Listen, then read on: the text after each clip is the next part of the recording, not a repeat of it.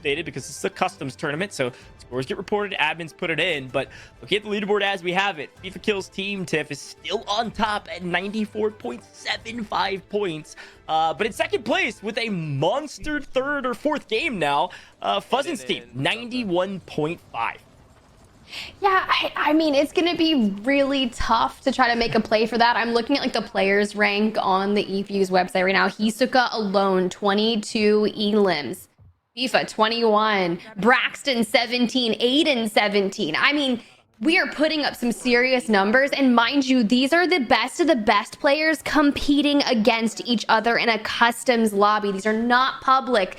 Ken's running into a little bit of trouble here at the beginning at the marshlands. You can see Empathy already going down to Nickel, forced to go into the gulag. Braxton and Ken's able to get away.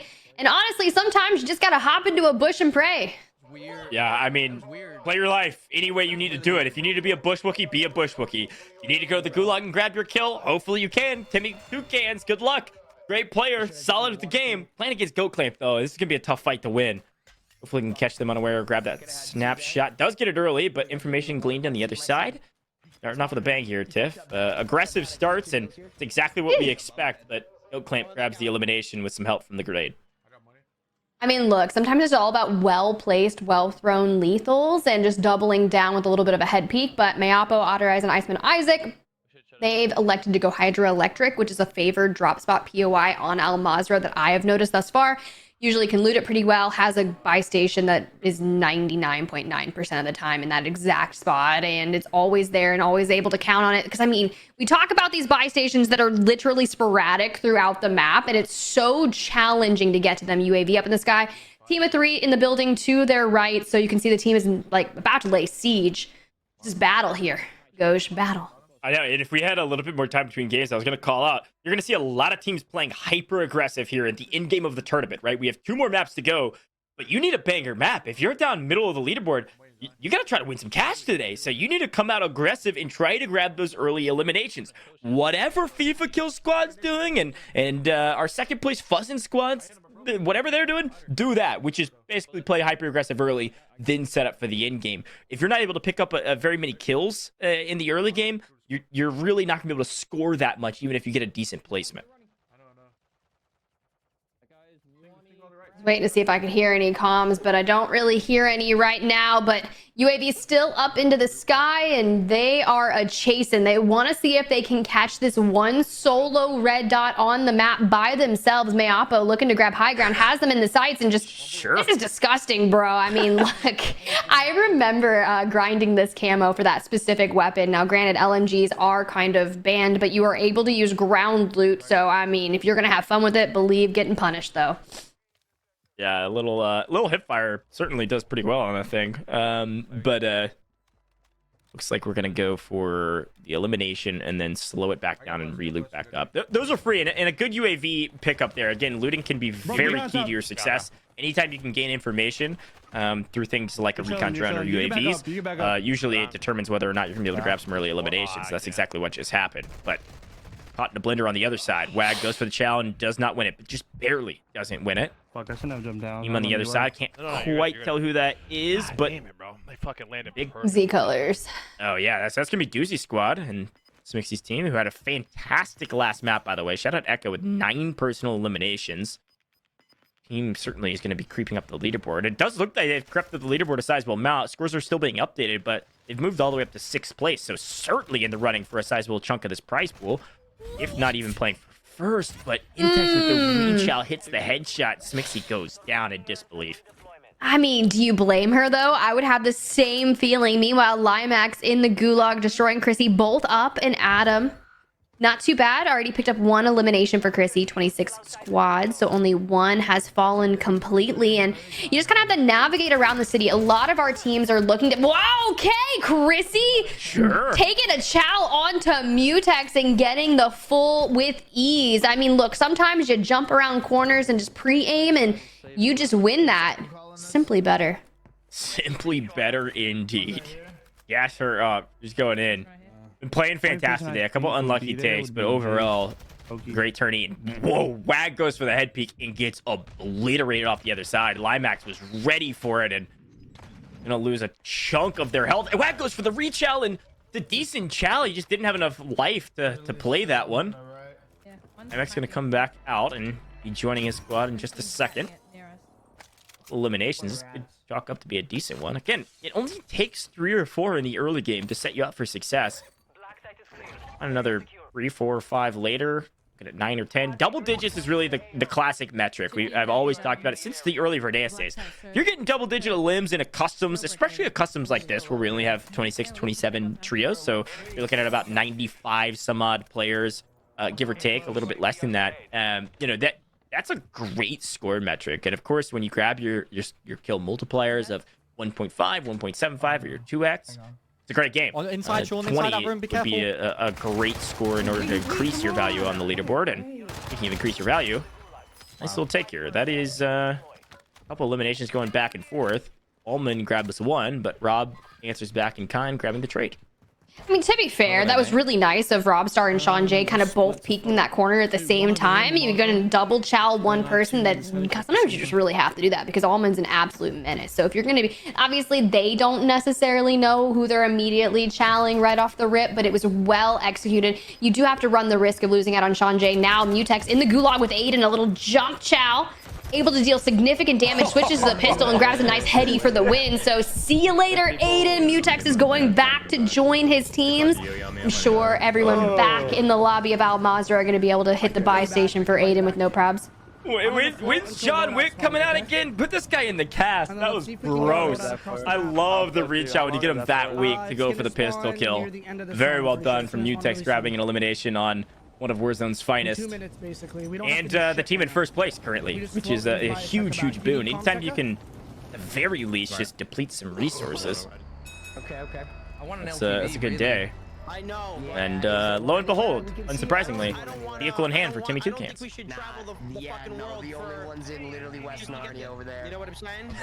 I was really curious what they were going with that, but I mean, they don't want to travel the world here in Al Mazrah. Might as well fill up.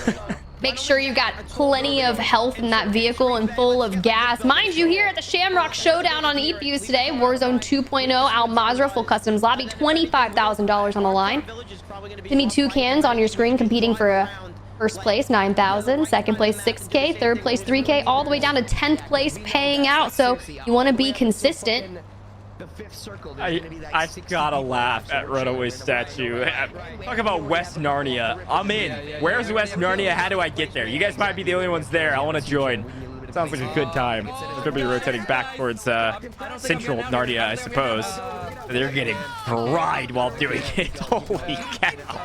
Just dead in the back, bro. Trying to make sure they can survive. Danny Drops has been dropped. Still driving through Narnia. Vibes are high though. All over back there. We just fed him to him. That's why I hate this. Yeah, we're gonna have to grab that. Climb out of that thing. Yeah, let's get at grab it before. Look, this is what I respect from these teams. Like Timmy 2K is an incredible content creator, joined up with some other amazing content creators. They're here for a good time. They're here to compete. Certainly, they want to win. They want to win some cash, but they're gonna have good vibes no matter what happens. Sweet swing over immediately into some more action. This is gonna be Mayapo again. Iceman Isaac authorized on the other side.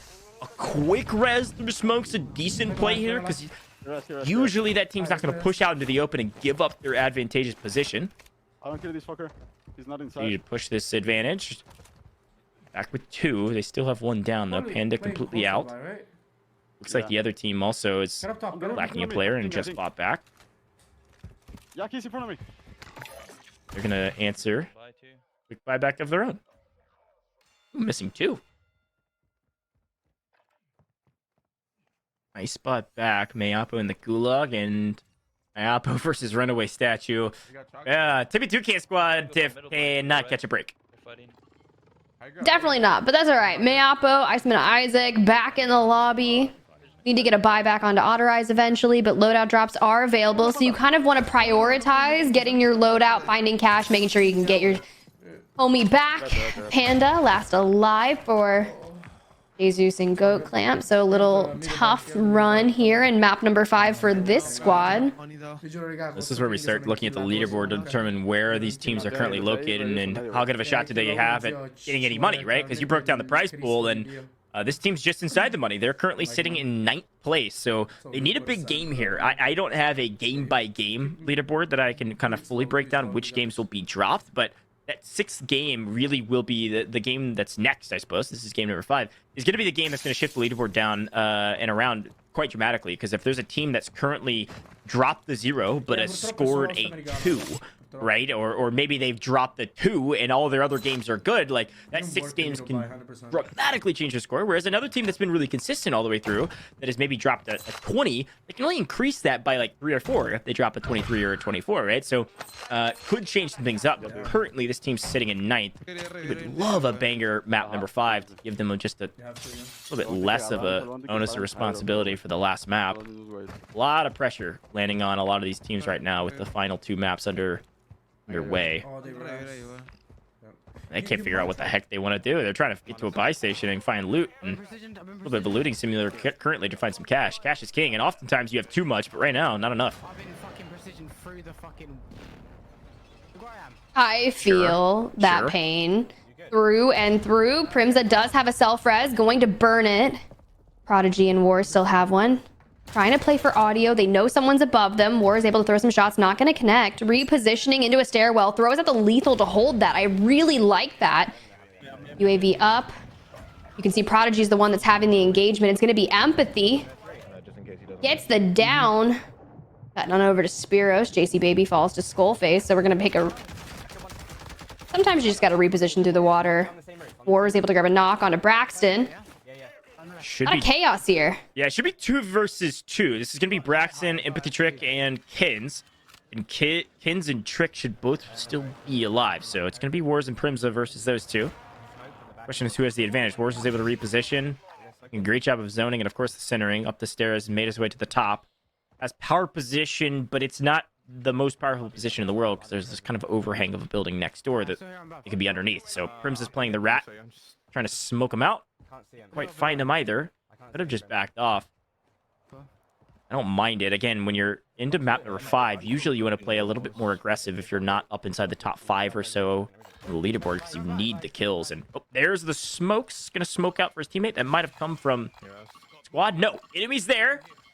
They get the res, but this could be open season from on top of this rooftop if they can catch him. Look, high ground we know is king, especially here in Al Mazrah. Calling out this building is typically a lot of warfare. Good knock. That's going to be on Ken's. You hate to see it if you are a fan of Ken's Rosie. You know, I mean, shout out to her grabbing that org signing. Luminosity picked up a lot of Warzone content creators and competitors, and just a good solid momentum. I know Noobs was picked up as well. Breadman, just some really solid people that you're witnessing here compete. But Wars, Prodigy, and Primza, like, they are holding down the marshlands. Yeah, I like it. They're gonna have to rotate in, so there could be a team holding them as they leave the marshlands, but for now it's paying off. You need the elims early, and they're getting them. And Scummin versus Kens. Again, another tough fight. Everybody going for the head peeks. Snapshot means, hey, I know where you are, but I can shoot through yours in theory. Grenade almost connects on Scummin. If you're a Kens fan, you'd like to see that grenade stick to Scummin's forehead, but not enough to do damage. Scummin with the advantage. Now, not anymore. Both broken plates. It's going to be a tough fight. Scummin's been playing a lot of ranked, hitting the snaking. Watching a lot of CDL recently. I like the play, but it's not doing enough right now. A couple of headshots in. Adios. See you later. Kins gets the better of Scummin.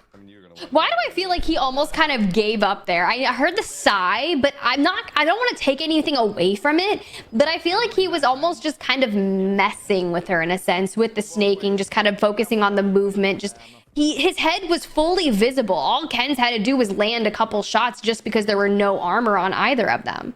Yeah, dancing around the gulag, trying to wait to fight. But I mean, you see what I'm saying? Yeah. I mean, I think it's interesting comment. I think snaking works in a lot of ways, but you kind of need to throw down some suppressing fire and try to rip her off the heady. I mean, you can wallbang from one side of that cover, I believe, as well. Like, I think there was a couple different ways to play that, and I don't know if the multiplayer mindset got the better of him, but never shot his gun in that final seconds of the fight. And I know it's hard to, especially when she's laying down the covering fire first, but you can at the very least hit a couple shots and make her think twice from Eco challenging the top. Goes down. Moonride, one of the only players running an actual sniper, is able to crack shields with it. So he's going to go for the elimination with the grenades and Looks like he's got a system down. My goodness, talk about a flow. Snipe, grenades, here's a PA. Eat that for me. I'll get my free kill. Oh, a re-knock. Must have gotten a res off and had to re-knock me. Back to FIFA kill, running laps around the gulag. Unfortunately, we'll have to wait out for his opponent, and that's the frustrating moments in the gulag where you're like, I just want to fight. I think I win these, and I want to fight. I want the kill. It could be crucial for our leaderboard, but we'll probably get out for free. Yeah, I mean, look, we'll just keep checking in with FIFA to make sure he gets in or out. It's kind of quite interesting, but I really do love seeing the snipers, especially if you can handle the rooftops.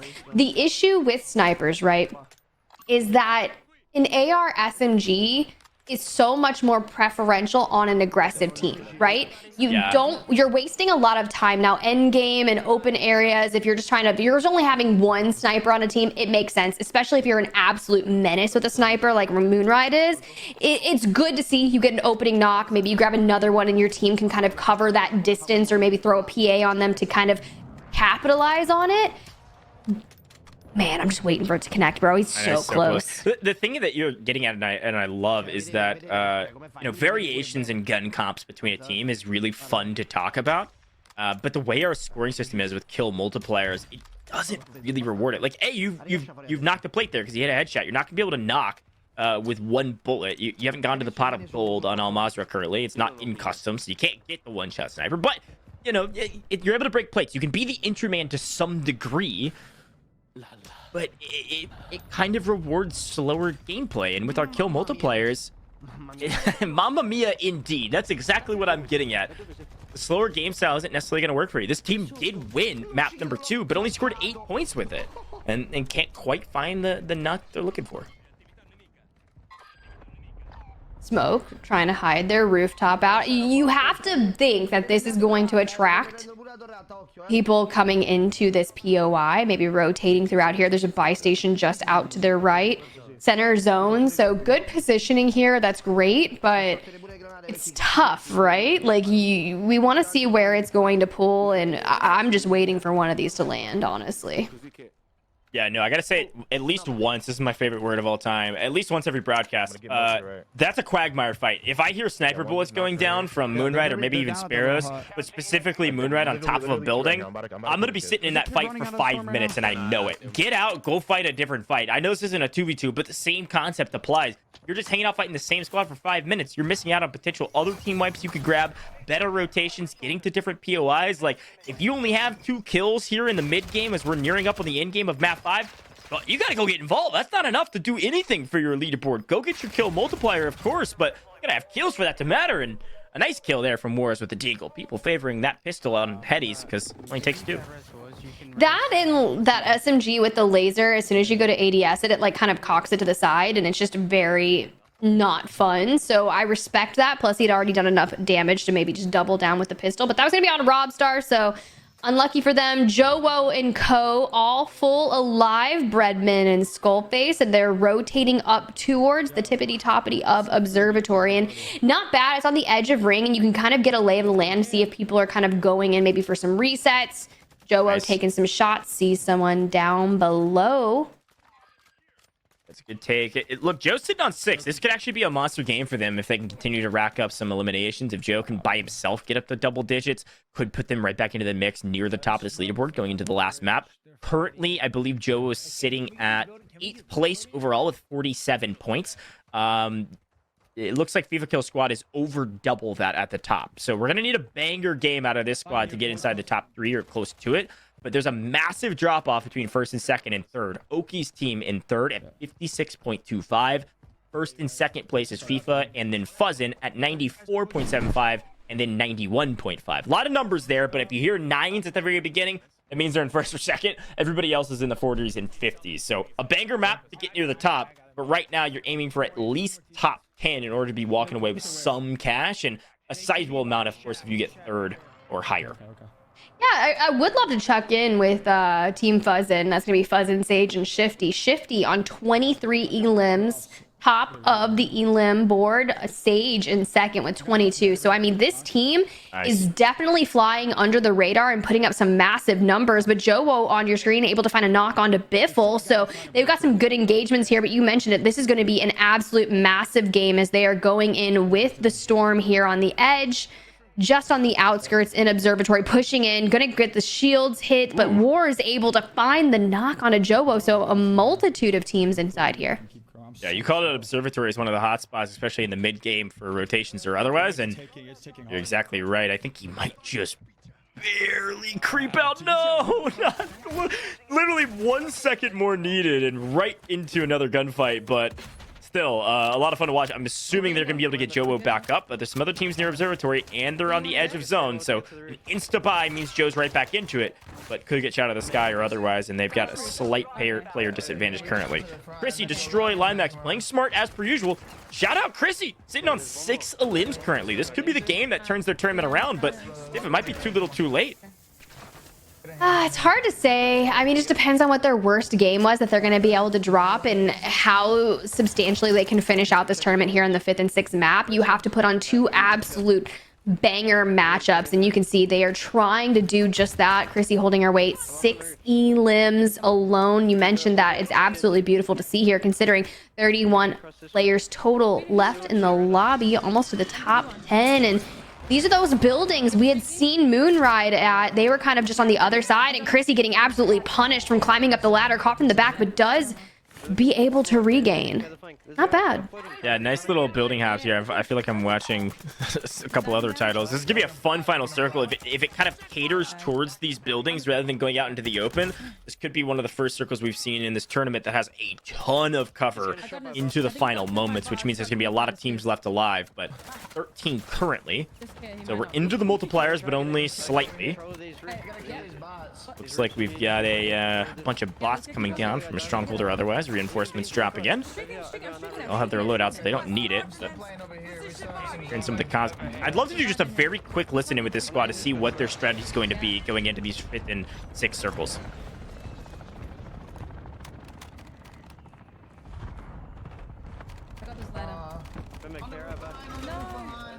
Any streaks? Any streaks? I got snapped. Turn around. You can smack me. I think you can get me.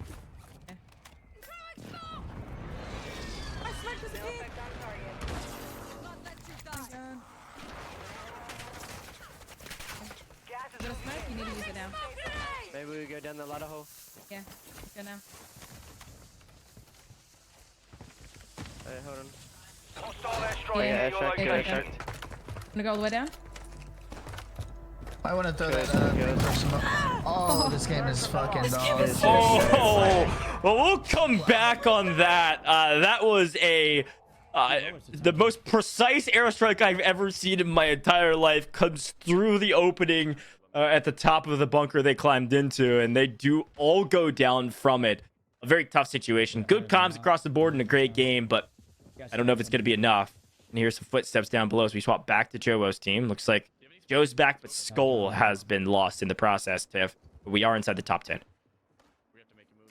Yeah, you just really have to play this so patiently. Try to listen for the audio on the pushings, but you can see the ring coming in. Very unforgiving at this point. Gas at their backs, but look at the zone. Like, this is absolutely disgusting. You would not wish this on your mortal enemies because there's just a sliver of real estate available left. And then it's going to be kind of just navigating that open area, looking for head peaks and such. Oh, yeah, and that's the exact zone you don't want to see, but you have to kind of creep to the edge and hope it comes back to you, or try to tank it with the gas mask, which, of course, Joe doesn't have. Could be Bread that might still have one, because we know Joe got bought back from the last encounter. Uh-oh, Bread's in trouble. There's 2. Finds 1, cleans it up. Joe's going to like that kill later when he's sitting on 8. The other one out in the open. Joe puts him on skates and find them both. Ebates and DJ Moss cleaned up. Joe finds one. I think the other goes to the side of Bread after putting enough damage into it. So a massive win and inside the top 6, but top 5 is where our multipliers change. So a big moment. The gas mask, well, in hand for just a second. Now, the one out in the open, Joe's going to look for it. Crack shields and enough to scare them away. Could creep his way into the edge of zone, but now in trouble. Barely doesn't make it to top 5. Still a big game. might put them a little bit closer up the leaderboard, but it's now all out chaos and war as everyone rotates in, Tiff. How the hell do I get out of here? Sparrows under fire, gonna fall. Almighty TJ, like, looking a little worse for wear over there. Able to grab a team wipe though. Sparrows hitting the self-res off, but gets immediately knocked right back down. Zeko. So entirely tough, but every time we're coming to that end game very consistently. Echo, Team Smixy making it. OP mark to solo left alive, and a lot of these players just trying to get into that open, but it's pulling back into the cover. So I like this. Let's see if he can get that self-res off, because I mean, honestly, so be it that no one decides to drop on the other side. He's up top, has a little bit of safety here. Nathan, just don't even. Uh-oh. Oh my god. Did we take damage from that? Mark, come on, baby. Lock it in. This is a 1v3 for the win. This is a big map. If my my mental imagery here of where all the teams were placed is correct, this is theoretically Smixy's squad still alive with Echo, but just grabbed the elimination on Sparrows, which is a huge win, not only because of it's an extra kill in the final second. It is Tom Bomb, which is Echo and Smixy. I was right. There's a 1v3. Smixy's team down below. Mark has the high ground, the ultimate high, and a great spot to be in. Got us two extra kills. Like, that was lit. There it is, all three on Sparrows' screen, and there's the shots coming out. A free win. Smixy will grab the victory, Tiff. Echo coming out swinging, and we'll get it from their perspective. I'm so glad we get to see this, Tiff. Yeah, let's run it back from Smixy's POV here. I mean, as soon as you know you have that player advantage in a 3v1 situation, yeah, I love that. Don't give him a pick the moment they get one, because they don't know what kind of situation that solo is in, right? You have to assume full shields, plenty of utility available at their disposal. I love the celebration from Smix. A quick let's freaking go and then lock it in. We still got one map to do it in, but that's a big one, Tiff. Now look, my math hasn't been perfect all day today. I saw 15 times 2. That's a 30-point game from Team Smixy. Team Smixy was sitting, I believe, in about 5th or so place, and they had